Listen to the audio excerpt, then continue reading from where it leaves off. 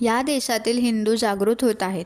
हिंदूंना जागृत करणे काळाची गरज असून राष्ट्रीय बजरंग दल गाववाड्या रस्त्यांवर जाऊन जनजागृती करत असल्याचे प्रतिपादन आंतरराष्ट्रीय बजरंग दलाचे संस्थापक अध्यक्ष दिनेशदादा पाटील यांनी केले. अखिल आर्यवंत संघ राष्ट्रीय बजरंग दलातर्फे आयोजित विराट हिंदू एक संमेलन पोद्दार समृद्धीच्या क्लब हाऊसमध्ये शनिवारी झाले. त्यावेळी ते बोलत होते. यावेळी आंतरराष्ट्रीय बजरंग दलात रसायणी खालापूर रायगड जिल्ह्यातील कार्यकर्ते मोठ्या संख्येने उपस्थित होते.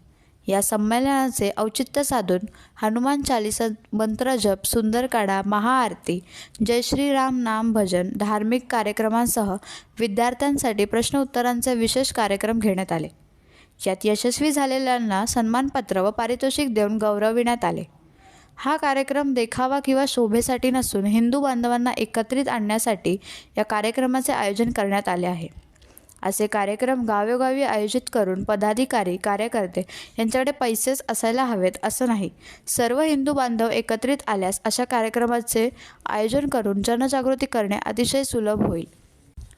त्यावेळी जिल्हा मंत्री विशाल जयस्वाल, सचिन भगवान धुळे, कोकण पंत मंत्री बाबूभाई भोईर, आंतरराष्ट्रीय बजरंग दल रायगड जिल्हा अध्यक्ष चेतन जामगरे, ठाणे सह जिल्हा मंत्री सूरज बादशाह मस्कर, ठाणे जिल्हा अध्यक्ष क्रिश कामुनी पोद्दार, संपर्क प्रमुख ठाणे जिल्हा ग्रामीण अध्यक्ष राकेशजी टेंबे, कर्जत तालुका अध्यक्ष केवळ भाईल, राणी राजेश जवळेकर, आंतरराष्ट्रीय बजरंग दल दुर्गाशक्ती ठाणे जिल्हा अध्यक्ष, दुर्गाशक्ती पोद्दार समृद्धी प्रिया जयस्वाल अध्यक्ष, उपाध्यक्ष साधना सिंग, खुशी सिंग.